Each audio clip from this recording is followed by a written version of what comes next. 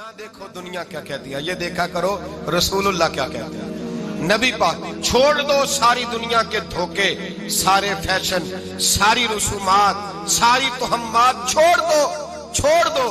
नबी पाक की गुलामी इज्जत है, हुजूर की गुलामी। यार बंदा बिल्कुल बेअमल हो ना, बिल्कुल, तो मेरी तरह दाढ़ी रख के पगड़ी बांध के बस में भी चढ़ जाए तो कई लोग सीटें खाली कर देते हैं, कहते हैं बुजुर्गों यहाँ आ जाए, हजरत जी यहाँ आ जाए। तो फिर इज्जत किस चीज की हुई? सुन्नत मुस्तफा की हुई ना, फिर इज्जत नबी पाक की सुन्नत की हुई ना, वकार की हुई ना। एक साहब, एक बच्चे ने दाढ़ी रख ली तो मुझे आके कहने लगे हजरत जी लोग बड़े बड़े लकब देने लगे हैं। मैंने कहा क्या? कोई कहता है हजरत साहब, कोई कहता है कारी साहब, कोई कहता है हाफिज साहब, कोई कहता है अल्लामा साहब। तो मैंने कहा तेरी मौज नहीं बन गई? 4 सालों में हिफज होता है, तुझे मुफ्त का लकब मिल गया है। से निजामी 8 साल में होता है, मुफ्त का अल्लामा बन गया है, तुझे वकार नहीं दे दिया अल्लाह ताला ने, इज्जत। मेरे आला हजरत फरमाते हैं इज्जत दरे रसूल पे है, इज्जत हुजूर की। और आला हजरत ने एक बात लिखी है बड़ी कीमती, और मैं ना जब कभी परेशान होता हूं ना तो मैं ये वाली बात खोल के पढ़ता हूँ आला हजरत। ये बात ढारस बनाती है, ढारस तवानाई देती है, पूरा मजमून बांधा है। आला हजरत कहते हैं बेरूपिया था मदारी, रूप बदल बदल के दिखाया करता था, बादशाहों से इनाम लेता था। एक दिन औरंगजेब आलमगीर के पास आ गया, कहने लगा मैं रूप बदलूंगा, अगर आप पहचान ना सके तो मैं इनाम लूंगा। आपने फरमाया मैं कोई ऐसे वैसा बादशाह नहीं, कहा मुझे धोखा देना मुश्किल है, कहा नहीं मैं रूप बदलूंगा। हजरत औरंगजेब आलमगीर बड़े नेक बादशाह गुजरे, बड़े परहेजगार आदमी, वो बेरूपिया कहने लगा मैं रूप बदलूंगा, आप नहीं पहचान सकेंगे। फरमाया चल जितना तेरे अंदर जोर है लगा ले।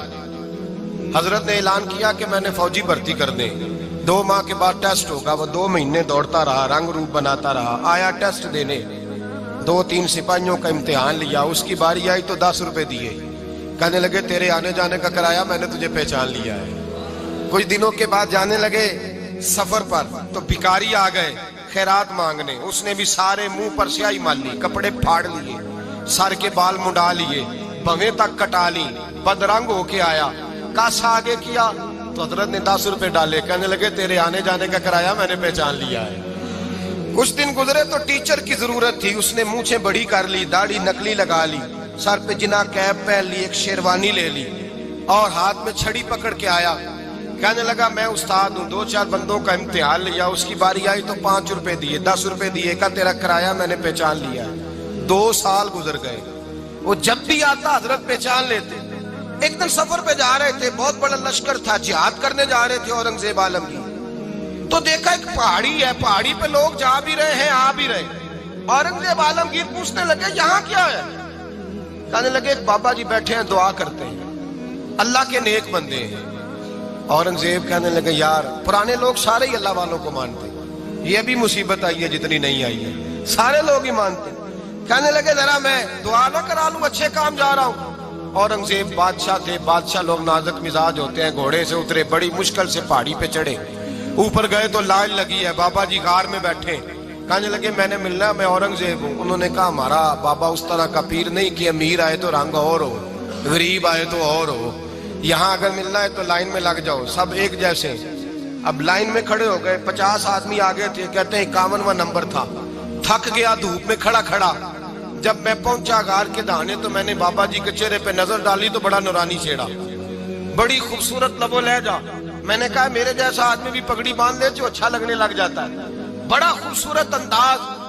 कहते हैं मैं उनके पास अत्ताहियात की हालत में बैठ गया।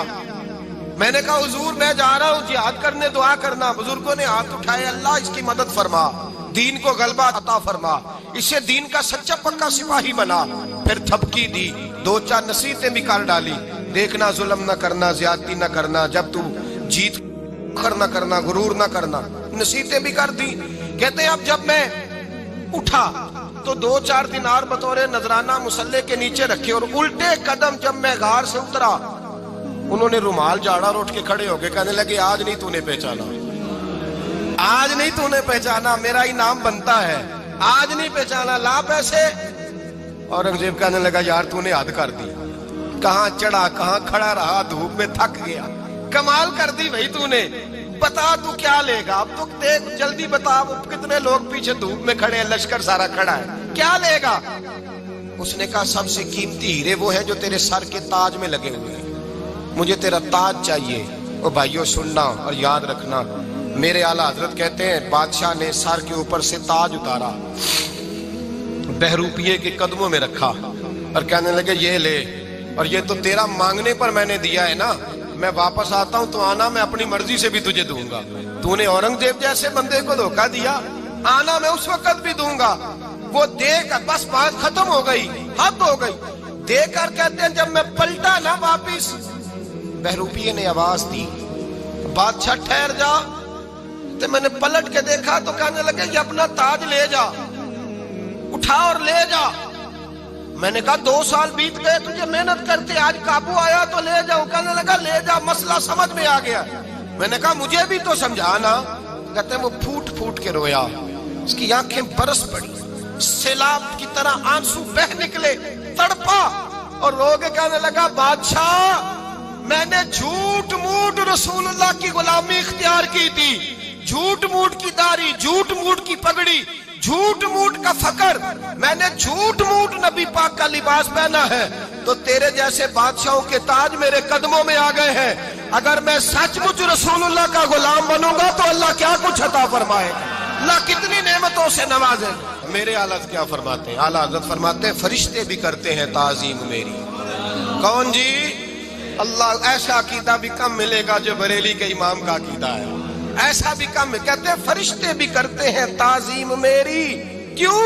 فرمانے لگے فدا ہو کے ان پر یہ عزت ملی ہے، فدا ہو کے ان پر یہ۔ حضرت سلمان فارسی گورنر تھے، کھانا کھا رہے تھے، دسترخوان بچھا تھا، رسول پاک صلی اللہ علیہ وسلم کا فرمان ہے روٹی کا لقمہ دسترخوان پہ گرے اٹھا کے کھا لو، اللہ تمہاری بخشش فرما دے گا۔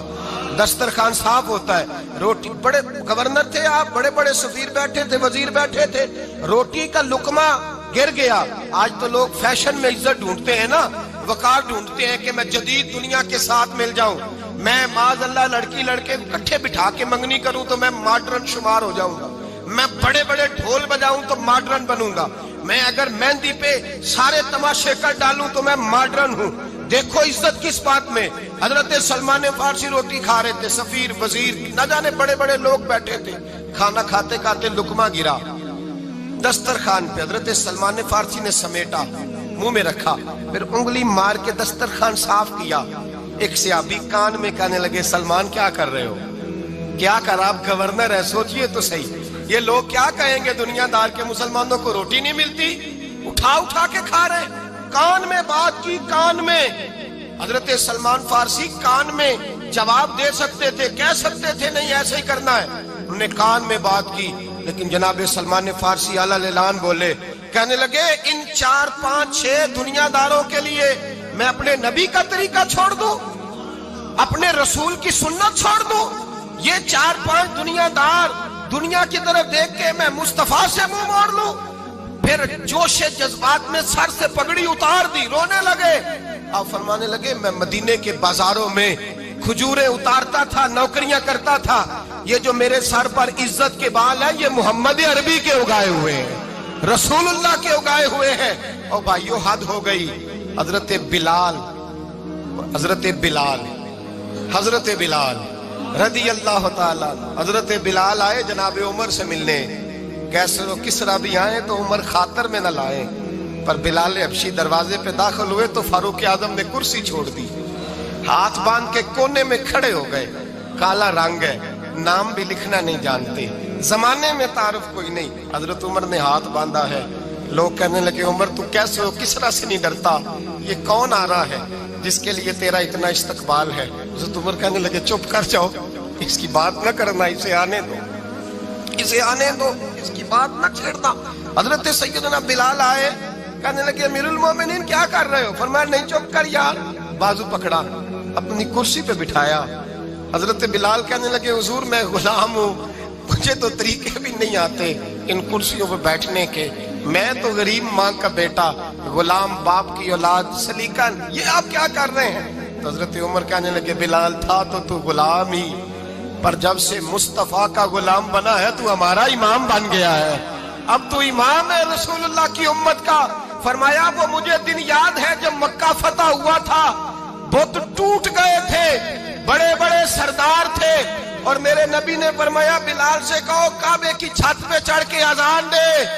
تو لوگوں نے کہا حضور یہ سارے جل گئے ہیں, کسی اور کی ڈیوٹی لگا دیں. حضور نے فرمایا چپ کرو.